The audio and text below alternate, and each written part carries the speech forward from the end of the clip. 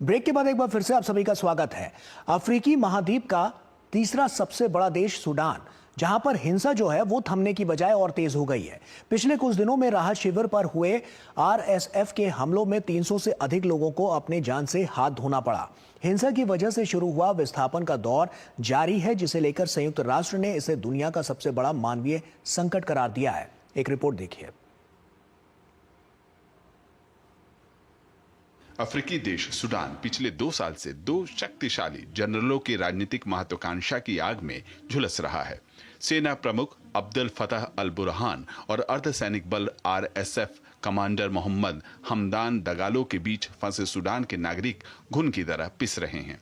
लंबे समय से राजनीतिक अस्थिरता, सैन्य संघर्ष और आंतरिक टकराव से जूझ रहा सूडान का गृह युद्ध अब तीसरे साल में प्रवेश कर चुका है, लेकिन जंग थमने के बजाय और भी भीषण होती जा रही है।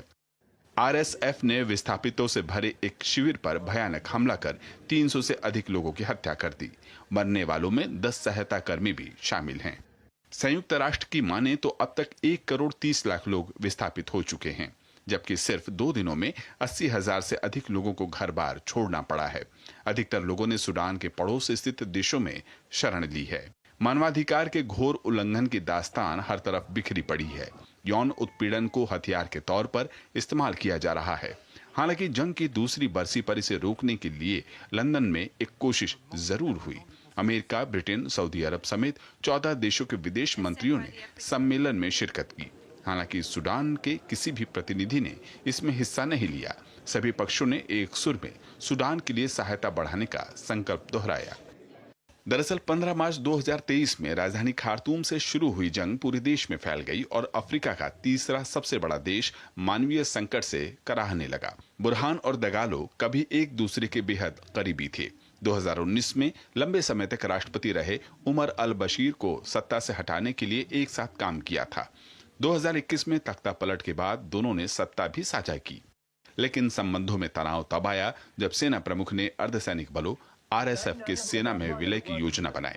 इसकी भनक मिलते ही आरएसएफ ने अपने लड़ाकों को खार्तूम की सड़कों पर उतार दिया। भीषण झड़प जंग में बदल गई। हालांकि सेना ने फिर से राजधानी पर कब्जा कर लिया। उत्तर और पूर्व में सेना का दबदबा है, जबकि आरएसएफ का दारफूर और अधिकांश दक्षिण के कुछ हिस्सों पर नियंत्रण है। इस बीच यूएई पर चाड़ के जरिए आरएसएफ को हथियार पहुंचाने के आरोप लगे हैं। हालांकि यूएई इन आरोपों को खारिज करता है। अब सेना ने अंतर्राष्ट्रीय कोर्ट का दरवाजा खटखटाया है।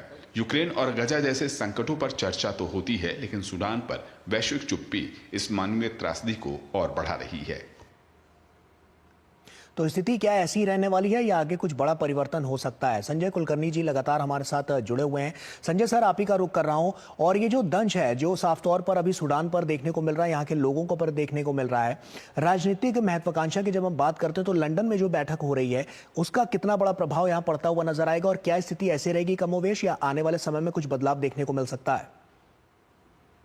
यहाँ पे एक बड़ी अजीब सी विडंबना है, क्योंकि गाजा पट्टी में जो हो रहा है और यूक्रेन में जो हो रहा है उससे देखते हुए यहाँ पर इतनी भयानक लोग मारे जा रहे हैं। खाने पीने की बुरा हाल है। उधर 5 करोड़ में से तकरीबन 1.5 करोड़ लोग वहां से बिल्कुल बेघर हो चुके हैं। 4 लाख से ज्यादा लोग मर चुके हैं। पर यहाँ पर कहीं ना कहीं ऐसे हो गया कि ये 2 बड़ी लड़ाइयों के बीच में ये यहाँ पे क्या हो रहा है, विश्व का ध्यान थोड़ा सा हट गया।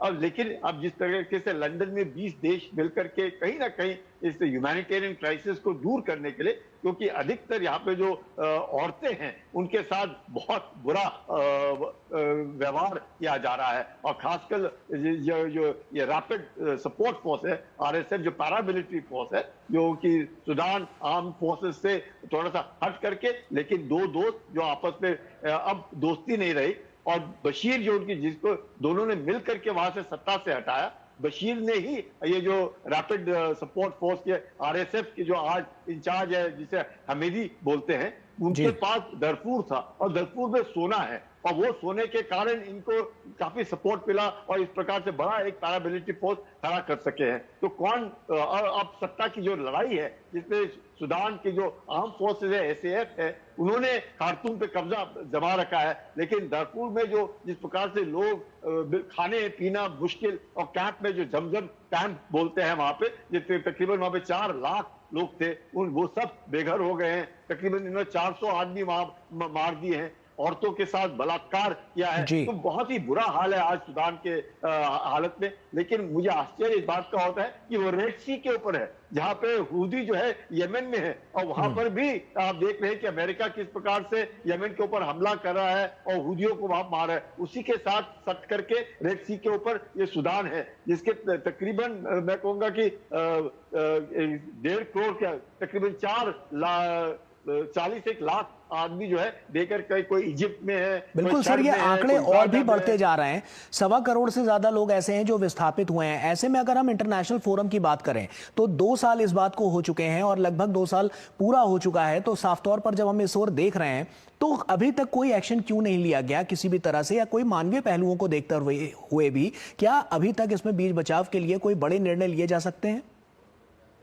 इसमें एक ये है कि यूएई जो है माना जाता है कि कहीं ना कहीं वो आरएसएफ को सपोर्ट कर रहा है। अमेरिका ने आरएसएफ के बरखिलाफ है, तो इधर और यूएई के संबंध यूएस के साथ अच्छे हैं। तो मुझे लगता है अब जब पहल की है 20 देशों ने मिल करके, उम्मीद की जा सकती है कि जिस प्रकार से जो एक वहां पे बुरा हाल है, फैमिन है, और ऐसे फैमिन कंडीशन में पानी नहीं, खाने को नहीं, बुरा हाल है। मुझे लगता है एक मानवीय सहायता जब जाएगी उधर, और इन दोनों जो दोस्त एक वक्त दोस्त थे, आज दोनों की महत्वाकांक्षा इतनी ज्यादा बढ़ गई है कि सत्ता वो सूडान में चाहते हैं। तो उम्मीद कर सकते हैं कि कहीं ना कहीं ये 20 देशों की जो पहल है, लड़ाई रुके ना रुके, लेकिन लोगों को जो है राहत जरूर मिलेगी, और उस राहत में दोस्ती भी होगी, क्योंकि ये दोनों जो है एक बिल्कुल ही मैं कहूंगा कि ईस्टर्न प्रोविंस जो रेड सी है उसके साथ सूडान डिफेंस फोर्सेस है, और ये जो रैपिड सपोर्ट फोर्स है जो आरएसएफ है, जो पैरामिलिट्री फोर्स है, वो नीचे की तरफ है, साउथ ईस्ट की तरफ है। तो दोनों के अलग अलग गुट है सूडान के अंदर और अलग अलग जगह है। तो मुझे लगता है कहीं ना कहीं दोनों गुटों के बीच में कहीं ना कहीं जो पहल की जा रही है, 20 देश अगर पहल कर रहे हैं, तो उम्मीद कर सकते हैं कि वहां पे शांति बहाल होगी।